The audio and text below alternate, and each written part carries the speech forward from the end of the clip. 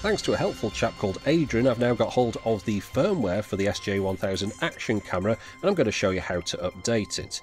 The first thing is, get your camera, go into the menus and have a look at the version number. My firmware's from the 7th of May 2013. That had a bug in it which meant the screensaver didn't work, so we're going to update that. Go to techmoan.com. On the right hand side you'll see files and drivers. Click on that. Somewhere in that list on the left you'll see the SJ1000 firmware, so download that to your computer.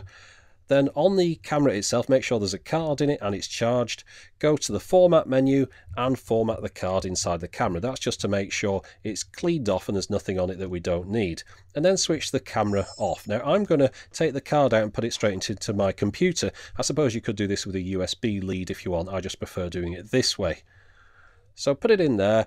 There's the firmware I downloaded earlier on, and there's the card that's just popped up. All I'm doing is dragging the firmware, dropping it on the card. That's it, nothing more complicated than that. Eject the card out of the computer, and then I'm going to put the micro SD card into the SJ1000 and turn it on.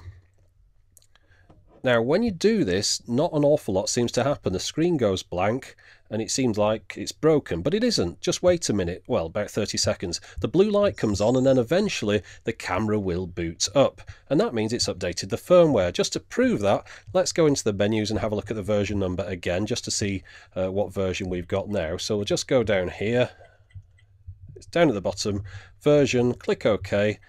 And we've got a file now from the 15th of June 2013, only slightly newer, but it fixes that screensaver bug. Just to demonstrate that, we'll go into the screensaver option here, set it to 1 minute, which means it should go blank after a minute, which will save you battery power. So let's have a look at that. We'll look at the time now. We'll move forward a little bit, and any second now the camera should go blank, and that means the screensaver's working. And there you go.